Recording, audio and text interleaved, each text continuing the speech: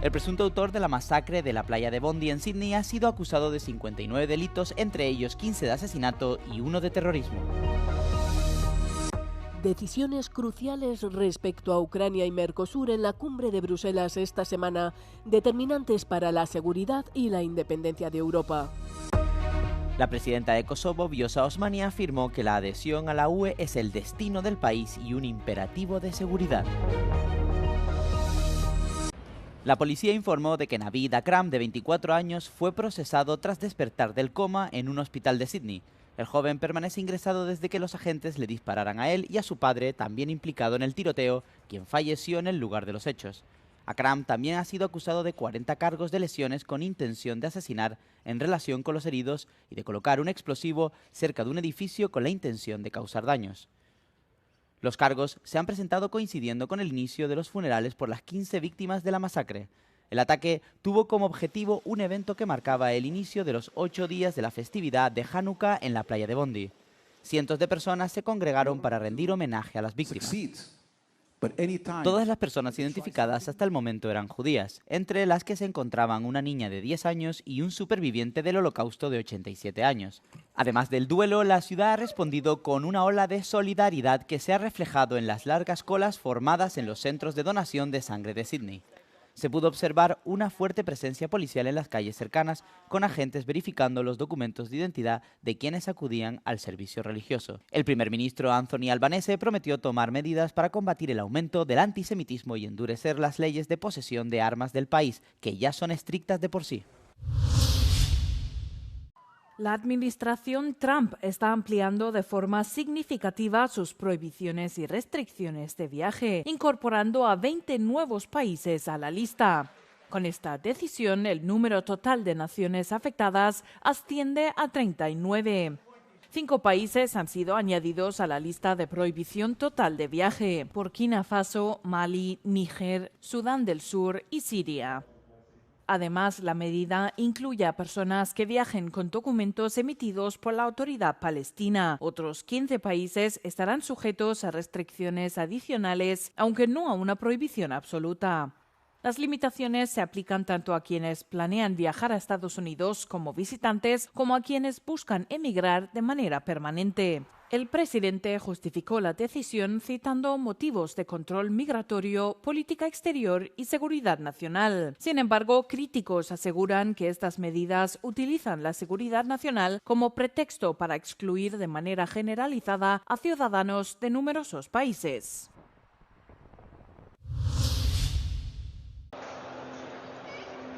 El conductor que hirió a más de 130 personas al arrollar con su coche a una multitud de aficionados al fútbol que celebraban el título de Liga del Liverpool en mayo ha sido condenado a 21 años y medio de cárcel. Paul Doyle, de 54 años, embistió con su monovolumen a una multitud de hinchas en Liverpool el 26 de mayo y solo fue detenido cuando un transeúnte se subió al vehículo y lo detuvo. It is difficult, if not impossible, to convey in words alone the scene of devastation you caused. It shows you, quite deliberately, accelerating into groups of fans time and time again.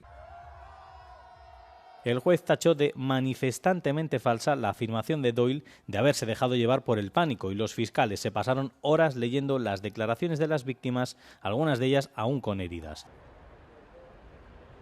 El mes pasado, Doyle se declaró culpable de 31 cargos, entre ellos conducción peligrosa y varios cargos de atentados o lesiones graves e intencionadas. Las autoridades lituanas informaron haber detenido a 21 personas presuntamente vinculadas a una red criminal que contrabandeaba cigarrillos con globos meteorológicos desde Bielorrusia.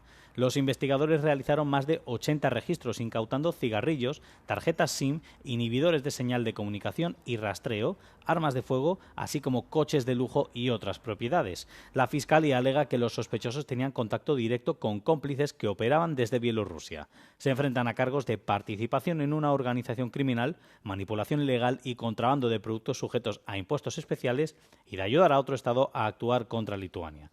A principios de este mes, Lituania declaró una emergencia nacional debido a los riesgos de seguridad que representaban los globos meteorológicos enviados desde Bielorrusia. Los globos obligaron a Lituania a cerrar rápidamente su principal aeropuerto en la capital, Vilna, dejando varadas a miles de personas y provocaron el cierre temporal de 2 pasos fronterizos terrestres con Bielorrusia. Las autoridades lituanas han acusado a Bielorrusia, país estrechamente aliado de Rusia, de utilizar los globos como una forma de guerra híbrida contra el país. El presidente de Ucrania, Volodymyr Zelensky, ha visitado a soldados ucranianos heridos que reciben tratamiento en el Centro Militar de Rehabilitación de Aardenburg, en Países Bajos. Durante el recorrido, Zelensky conoció las instalaciones, conversó con los militares, les impuso condecoraciones estatales y se fotografió con ellos. Algunos de los soldados perdieron una pierna durante los combates. Antes de su visita al hospital, el mandatario ucraniano se reunió con el rey de Países Bajos y posteriormente se dirigió al Parlamento neerlandés en La Haya.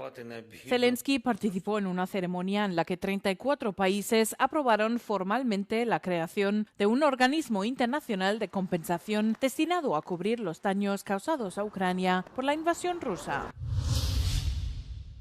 Rusia no aceptará ningún compromiso respecto a los territorios ocupados de Ucrania, declaró este martes el viceministro de Asuntos Exteriores del país. Añadió que Moscú no ha reducido sus exigencias y que desea mantener el control de 5 regiones ucranianas: Crimea, Donetsk, Lugansk, Zaporilla y Jersón.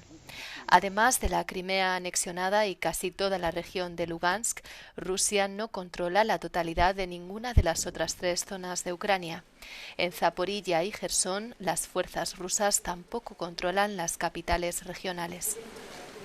El Kremlin también declaró el martes que es improbable que Rusia participe en una posible tregua navideña. Tras las conversaciones entre Ucrania y Estados Unidos en Berlín, el presidente ucraniano Zelensky afirmó que se habían logrado avances significativos. Zelensky dijo que el equipo de Trump ha escuchado las posturas de Ucrania que ahora presentarán a Rusia. Esta semana la Unión Europea se enfrenta a 2 decisiones cruciales. En primer lugar, debe decidir cómo mantener la defensa ucraniana económicamente a flote y capaz de resistir la agresión rusa. En segundo lugar, queda pendiente sellar o no el acuerdo de libre comercio UE-Mercosur. La presidenta de la Comisión, Ursula von der Leyen, calificó estas negociaciones de determinantes para la seguridad y la independencia de Europa y advirtió de los peligros del vertiginoso cambio en el orden mundial. Europe must be responsible for its own security. This is not longer an option. This is a must.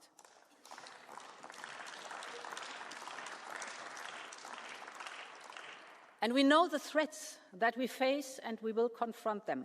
This means we need to be ready. We have to develop and deploy new capabilities so that we can fight a modern hybrid war. Here again, we are moving mountains. After decades of underinvestment, we are turning a corner. Ambas conversaciones generan divisiones en el bloque. Respecto a Ucrania, von der Leyen está a favor de utilizar los activos congelados rusos para el préstamo de reparación de Ucrania, pero Bélgica, que sigue sin estar convencida, exige que los riesgos se repartan equitativamente entre los países de la Unión. En cuanto al acuerdo comercial con Mercosur, países como Italia han expresado sus dudas y Francia ha manifestado su oposición.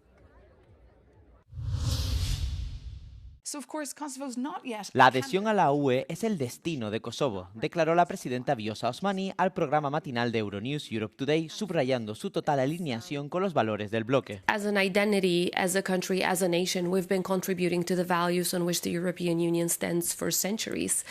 So we strongly believe that while it's a very complex process, if the merit-based criteria is used, Kosovo actually would have been a front-runner by now.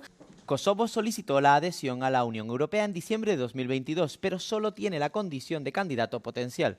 Su camino hacia la adhesión se complica por el no reconocimiento de 5 estados de la UE y la necesidad de un acuerdo político con Serbia, que se niega a reconocer la independencia de su antigua provincia declarada en 2008. Mientras tanto, Rusia y China han intentado ampliar su influencia en los Balcanes occidentales. the European Union, if the transatlantic relationship is not, of course, having its influence in the Western Balkans, someone else will come, not for charity, but because they have strategic interest there. Con la evaluación de este año de los países candidatos, la Comisión Europea elogió el compromiso de Kosovo con la adhesión a la UE, pero señaló que las elecciones y el estancamiento político retrasaban las reformas. Kosovo se ha visto sumido recientemente en una crisis política después de que los partidos fracasaran repetidamente en su intento de formar gobierno tras las elecciones de febrero. El 28 de diciembre se celebrarán elecciones parlamentarias anticipadas. Giorgia Meloni advierte que firmar ahora el acuerdo UE-Mercosur es prematuro. La primera ministra italiana respalda así la postura de Francia de posponer la votación prevista para esta semana.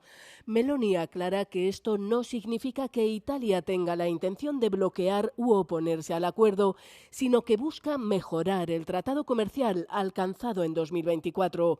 Italia se sitúa así en una posición crucial, ya que en materia comercial las decisiones del Consejo se adoptan por mayoría cualificada. Al menos 15 de los 27 países deben votar a favor y representar como mínimo el 65% de la población total de la UE.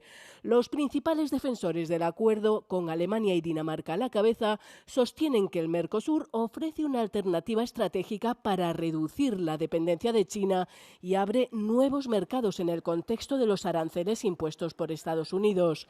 La aprobación de los Estados miembros es necesaria para que la presidenta de la Comisión, Ursula von der Leyen, viaje el 20 de diciembre a Brasil para firmar el acuerdo con el presidente Luis Ignacio Lula da Silva.